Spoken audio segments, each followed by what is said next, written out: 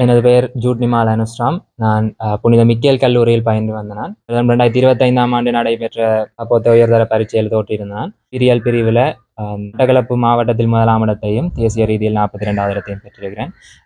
இந்த சித்தி பெற்றமைக்கு முதலாவது நான் கடவுளுக்கு நன்றி தெரிவித்துக் கொள்ள விரும்புகிறேன்.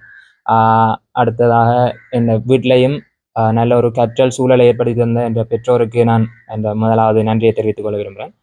அதே மாதிரி இந்த பாடசாலையில் ஒரு சிறந்த கற்பித்தல் சூழலை ஏற்படுத்தி தந்த எனது ஆசிரியர்களுக்கும் பாடசாலை அதிபர்களுக்கும் எனது மனமார்ந்த நன்றிகளை தெரிவித்துக் கொள்வதோட எனது தனியார் வகுப்புகளை படிப்பித்த ஆசிரியர்களுக்கும் நன்றிகளை தெரிவித்துக் கொள்கின்றேன்.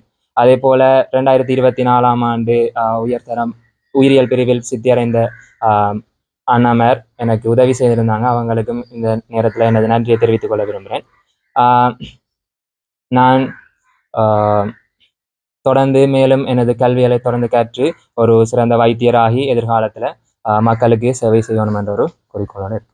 நுஸ்ராமுடைய அப்பா, எனது மகன் நேற்று வெளியான காப்போது உயர்தர பரீட்சை பெறுபவர்களின் அடிப்படையில் மட்டக்களப்பு மாவட்டத்தில் 1ஆம் இடத்தையும் தேசிய மட்டத்தில் 42ஆம் இடத்தையும் பெற்றுக்கொண்டமையிட்டு நான் மிகவும் மகிழ்ச்சி அடைகிறேன்.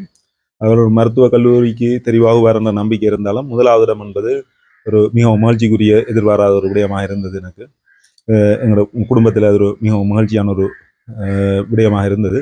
இதற்காக கடவுளுக்கு நன்றியை தெரிவித்துக் கொள்வேன். நாங்கள் பெற்றோராக எவ்வளவு வேலைகளையும் வீட்டில் சூழலை ஏற்படுத்தி கொடுத்தாலும் மாணவர்கள் தாங்கள் கஷ்டப்பட்டு தங்களை வருத்தி கற்றால்தான் பெறுபேறுகளை பெற முடியும். அதே நேரத்தில் அவருக்கு உறுதுணையாகவும் பக்கபலமான புனித மிக்கேல் கல்லூரி அதிபர் அடிக்கடி என்னையே நேரடியாக தொலைபேசியில் தொடர்பு கொண்டு மகனின் கல்வி நடவடிக்கைகளை பற்றி உரையாடுவார். அதே போல அவர் கற்பித்த எல்லா ஆசிரியர்களும் பெற்றோர்களுடன் தொடர்பு கொண்டு என்னோட நேரடியாக தொடர்பு கொண்டும் இந்த கல்வி செயற்பாடுகளுக்கு ஊக்கமளித்தமைக்காக அவர்களையும் இந்த நேரத்தில் நன்றி தெரிவித்துக் கொள்கிறேன். இதைவிட சில தனியார் கல்வி நிலைய ஆசிரியர்களுக்கும் நன்றியை தெரிவித்துக் கொள்கிறேன். இது